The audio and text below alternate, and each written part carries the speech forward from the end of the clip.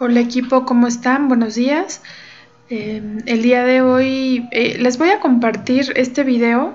Este video está un poquito más orientado a repasar los conceptos que ya hemos visto hasta el día de hoy y que ustedes tengan pues un mejor entendimiento de los conceptos que hasta el día de hoy hemos tocado y practicado, de tal forma en que la claridad con la que puedan aplicar los conceptos de cara al proyecto pues les permita realizar un trabajo mucho más completo, satisfactorio, incluso para ustedes mismos.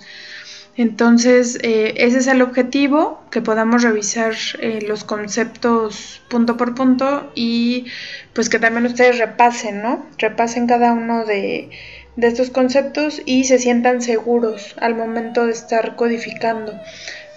Porque ese es otro tema que a veces cuando empezamos a programar pues nos sentimos inseguros de las cosas que estamos haciendo y bueno, pues ¿qué vamos a hacer? Vamos a ver un repaso general de variables, que si recuerdan pues todo parte a partir de la ejecución del programa. Lo que vamos a hacer ahorita es repasar el orden de ejecución del programa, en el cual generamos normalmente variables globales y las inicializamos. En el método setup hacemos o ponemos, digamos, el código que solo se ejecuta una vez. En el método draw, el código que se va ejecutando de manera repetida.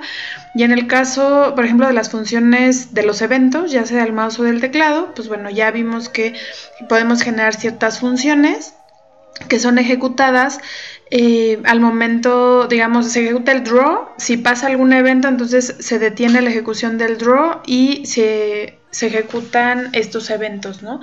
Que están relacionados con el mouse o con el teclado, y un tiempo exacto en el que son ejecutados pues no hay. En realidad no hay un tiempo específico, pero sabemos que se ejecutan.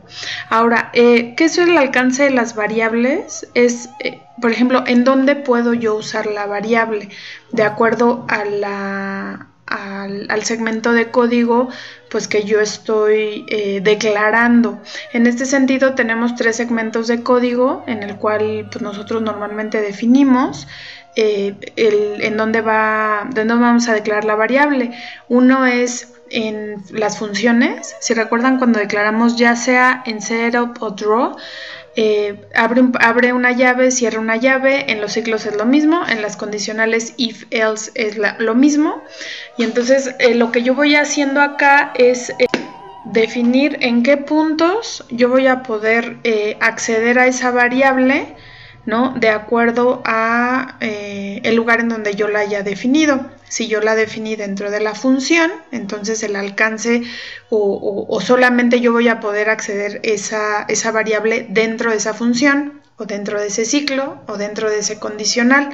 Si yo la declaré, digamos, general o global, voy a poder acceder a esa variable a través de otros medios.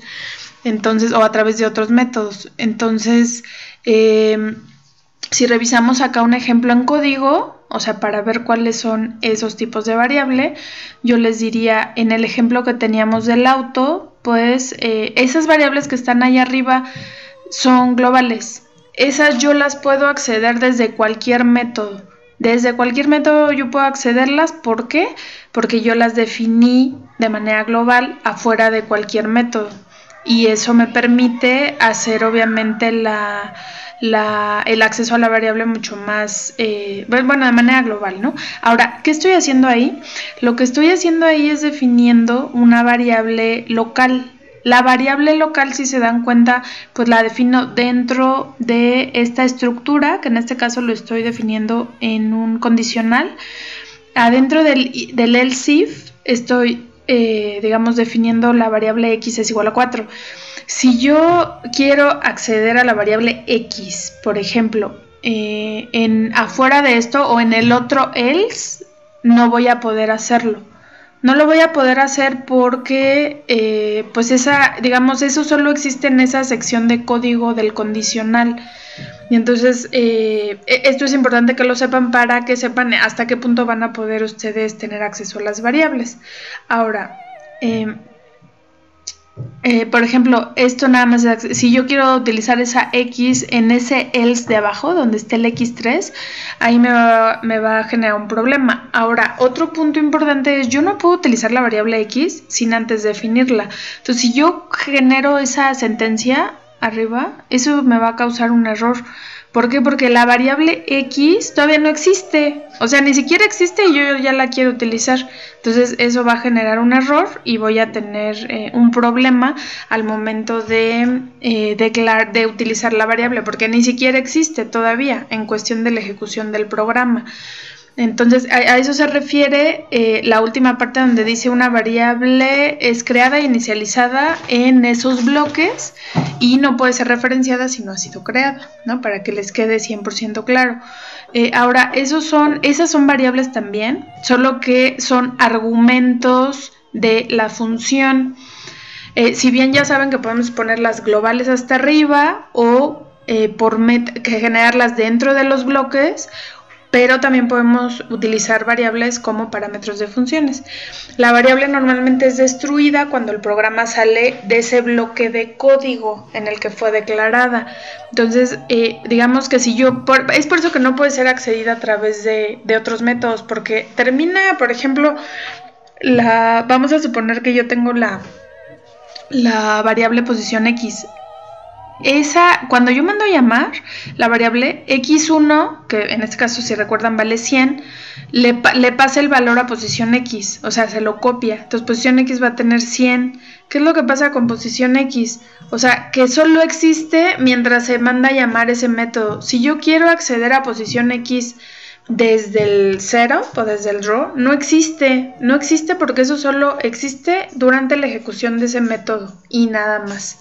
Entonces, nada, para dejar claro esa parte. Ahora, bueno, hablemos ahora de las variables globales. Las variables globales precisamente son declaradas afuera de cualquier demarcación o bloque específico, que normalmente, recuerden, es hasta arriba del programa. Las variables globales pueden ser declaradas, en este caso, ahorita les voy a poner este ejemplo de al inicio. Eso es una variable global y se puede acceder a ella a través de cualquier método del código, cualquier segmento de código, llámese función, llámese if, else, ciclo, etcétera, etcétera. Entonces, bueno, vamos al tema de los ciclos. Si recuerdan el tema de los ciclos, vimos dos tipos de ciclos. El ciclo while y el ciclo for sirve para iterar un bloque de código o repetir cierto código múltiples veces. Obviamente aquí necesitamos variables, ¿no? Para que esto funcione.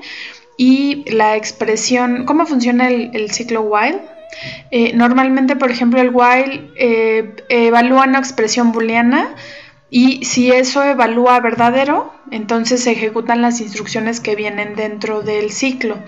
Ahora, normalmente a veces hay ciertos ciclos que nos piden, o digamos cierta lógica de programación que nos pide que rompamos el ciclo, o a lo mejor por alguna condición que se cumpla queremos romper el ciclo. No necesariamente la expresión booleana de acá arriba va a romper el ciclo.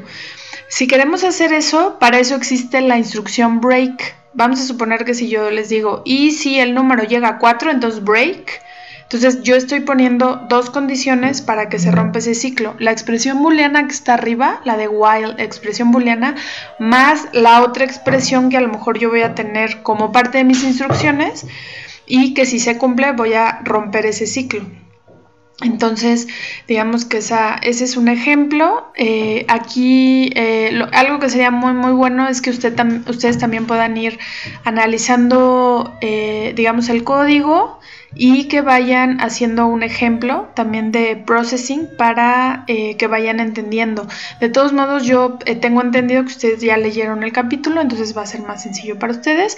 Aquí lo que está haciendo este código es, va a pintar un círculo con un diámetro inicial de 500 y lo va a ir decrementando en un punto 1 en cada iteración y va a tener, como se ve ahí, 9 iteraciones, sí, 9 iteraciones, digamos hasta que llegue a 1.0. Mientras eso sea mayor a 1.0, pues se va a ir repitiendo ese ciclo. Entonces, digamos que esa es la lógica. While no tiene un break, o sea, esto solamente funciona por la expresión booleana que viene dentro del while, ¿no? Entonces, lo que hace que se rompa el while o la iteración es la condición que el diámetro sea mayor a 1.0. Al momento en que llegue a 1.0 se rompe el ciclo y entonces en ese momento termina el programa. Algo muy importante respecto a los ciclos es que no podemos permitir que los ciclos sean infinitos, porque si no se terminan los recursos de la memoria y bueno, eso es un gran problema.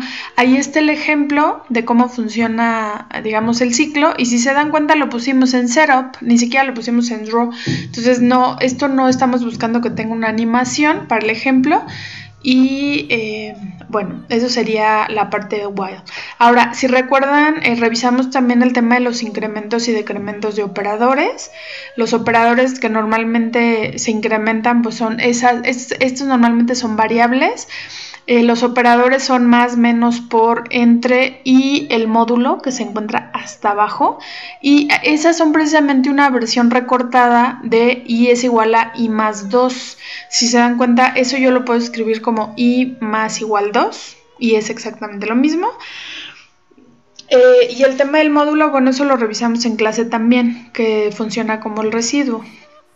Ahora, otro tipo de ciclo, o sea, el segundo tipo de ciclo que revisamos, ahí tiene un tema de inicialización. O sea, yo lo que hago es genero una inicialización, o sea, es como un contador. Vamos a suponer que normalmente también en el ciclo while yo manejo contadores. Entonces voy contando, ¿no? Voy contando cuántas iteraciones llevo.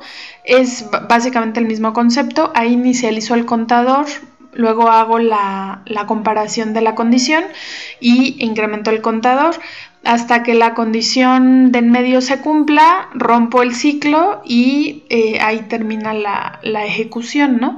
Entonces es exactamente lo mismo que en el while, solo son como dos formas de hacer la misma lógica, lo que se acomoden mejor. A mí me gusta mucho también la parte del for, o sea, me gusta más al momento de la programación.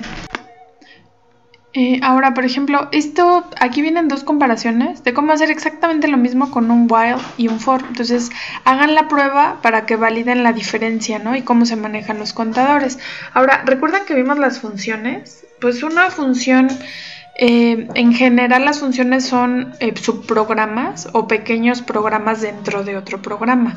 La idea básica es escribir una secuencia de instrucciones y después a eso le asignamos un nombre a ese bloque de instrucciones y después lo que hacemos es ejecutarlas con ese nombre y con diferentes parámetros de tal forma en que nos generen variación.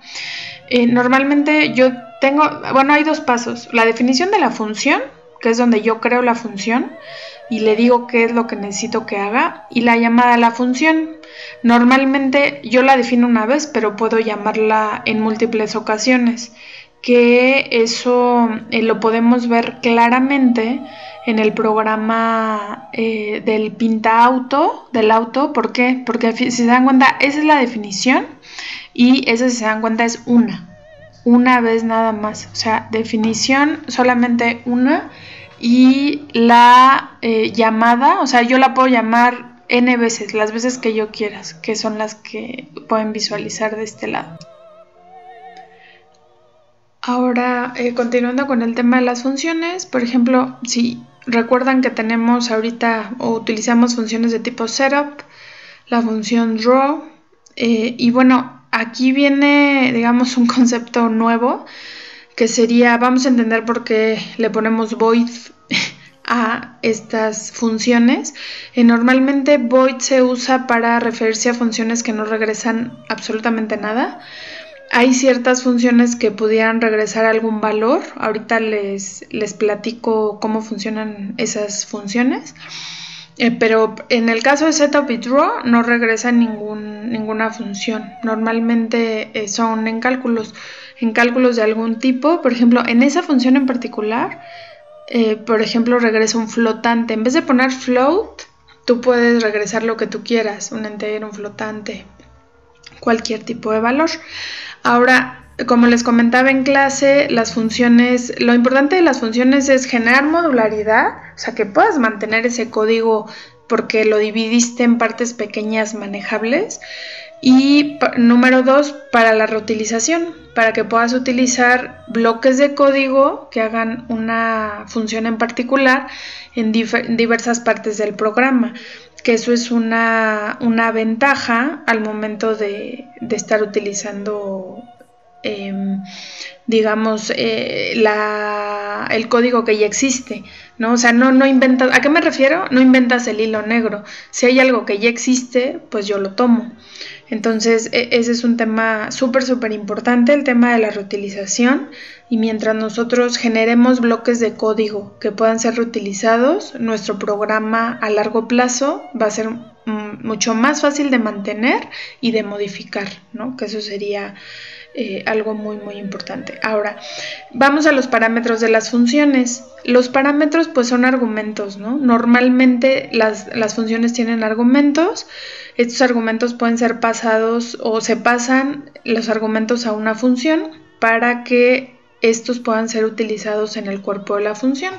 En el caso de cuando yo, por ejemplo, pinto el auto, le paso, recuerdan que X no valía 100, entonces yo le paso ese valor al argumento de la función pintaauto, que se llama posición X, y entonces lo que hago es, pues copio el valor, o sea, se copia el valor y se asigna el valor, se copia, y entonces el 100, en la primera llamada o ejecución, posición X va a tener 100 y en la segunda llamada va a tener 50, si lo recuerdan. Entonces, eso sería en cuanto al primer punto.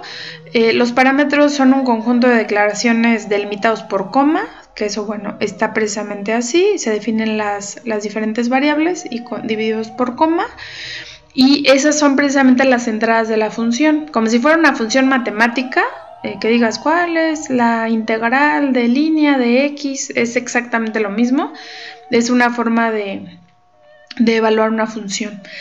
Y precisamente cuando utilizamos variables, pues podemos tener variabilidad en la ejecución. Las funciones normalmente pues se van llamando con diferentes parámetros. Como se dan cuenta, eso es lo que te genera la salida diferente o la funcionalidad diferente. Entonces, ¿qué pasa, digamos, así como que examinando cuando yo mando a llamar la función? Se detiene, o más bien se omiten las instrucciones que vengan abajo del programa principal. ¿Y eso a qué me refiero? Cuando empieza draw, se ejecuta background. Recuerden que la ejecución es línea por línea. Luego se ejecuta pinta auto. En este momento ahí se queda como en pausa el programa. O sea, no ejecuta la siguiente, deja en espera las siguientes instrucciones. ¿Por qué? Porque tiene que esperar a que termine la ejecución de esa función antes de continuar con las siguientes instrucciones, aunque sea, digamos, si lo queremos ver como una matrushka, ¿no? Primero yo mando a llamar a otro método, hasta que no termine ese método, yo no puedo regresar, ¿no? A seguir con mi ejecución. Ahora, la parte de los argumentos pasados a la función, pues son evaluados y los valores de los argumentos son copiados, como ya les había comentado, a argumentos internos locales. O sea, aunque yo le haya mandado, en realidad ustedes se deberían de enfocar en este punto en los valores que tienen las variables y cómo esas variables o cómo esos valores de variables van a ir cambiando de acuerdo a la llamada que yo vaya haciendo. En el primer caso, X1 va a tener el valor de 100 y en el caso de la segunda llamada, posición X va a tener el valor de 100 y en la siguiente llamada que yo haga, posición X va a tener el valor de 50, ¿no? Para que se den cuenta cómo se va copiando los valores.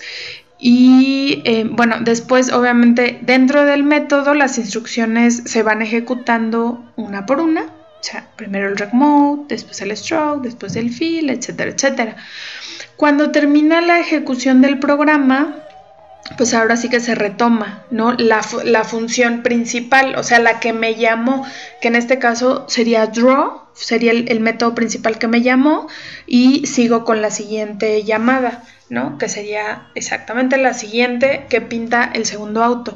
Entonces, esto es muy, muy importante para que vayan entendiendo pues, el tema de las funciones. Ahora, vamos a hacer un ejemplo acá, que es una función que regresa un valor.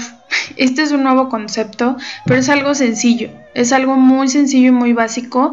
Vamos a suponer que tenemos una función, así en matemáticas, ¿no? Que calcula el cuadrado de un número. Normalmente el cuadrado de un número, pues yo tendría que definirle un parámetro para que me pases el número al cual le quieres calcular el cuadrado. Entonces, ¿cómo se define, digamos, estas funciones que regresan un valor? Normalmente el valor de regreso, si se dan cuenta, es doble. El valor de regreso es doble y eso normalmente era void. Ahora vamos a decirle, vas a regresar un valor de tipo double o entero o el que ustedes definan.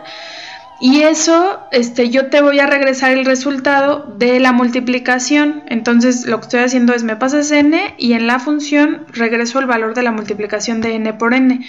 Eso va a ser un valor double y me va a regresar, digamos, el resultado de esa función. Es una función muy básica. Ahorita, voy a ejecutarla en Processing para que vean cómo funciona y es un proceso muy muy sencillo. O sea, en realidad se van a dar cuenta cómo Processing hace el cálculo.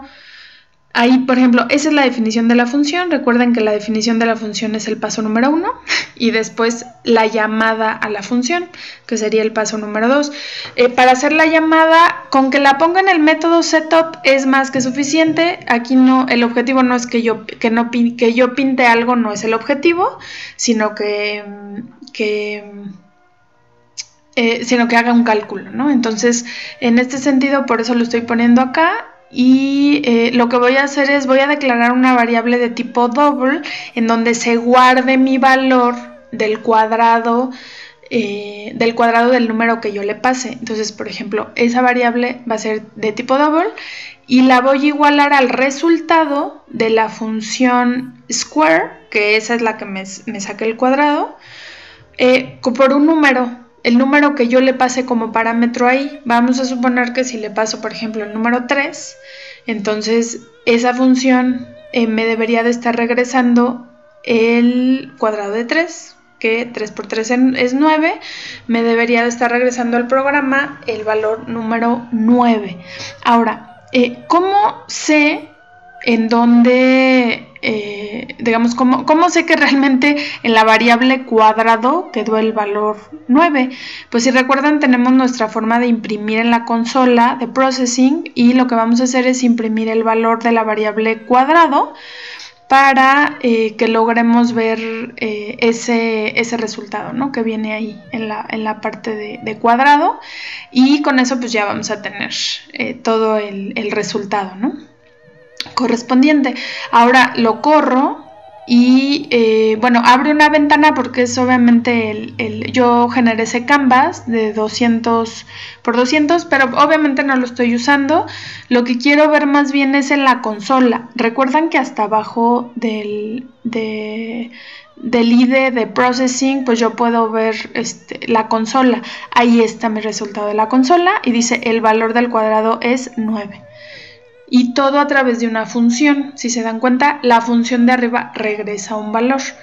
Ese sería el otro concepto importante. ¿Qué es lo que pasa? Que cuando, por ejemplo, ustedes, vamos a suponer que estamos haciendo un programa de un tiro parabólico, ¿no? Entonces, si yo tuviera que calcular la ubicación de un objeto por, digamos, a través de una función de tiro parabólico, pues a lo mejor me conviene hacer una función que me ubique el objeto, ¿no? En qué posición está de acuerdo a esa fórmula, y ahí me convendría hacer una función que regrese un valor. Ahora, ¿cuál es como el bottom line, el lineamiento para que ustedes sepan si algo va en una función o no. Bueno, lo que tendrían que hacer es, uno, identificar código similar. Si ustedes están haciendo repetición y repetición de código, eso quiere decir que eso es factible, que van a necesitar una función. Acá en el ejemplo, ese código lo metemos a una función con ciertos parámetros y más bien el código principal se hace más legible y más corto. Esto, como les comentaba, para el mantenimiento es más sencillo. Ahora, finalmente, el tema de las funciones de retorno. Una regla fundamental es, independientemente, o sea, aparte de cómo la definan, que esa es una regla de oro, tienen que poner tipo de retorno, nombre de la función, lista de argumentos. Otra regla de oro es que el valor de retorno, ese return value, tiene que ser del mismo tipo que el tipo de retorno. O sea, si ustedes regresan un return de un valor double, ese tipo de retorno tiene que ser double. Si no es igual, les va a mandar un error de compilación. Entonces tengan mucho cuidado al hacer esa parte.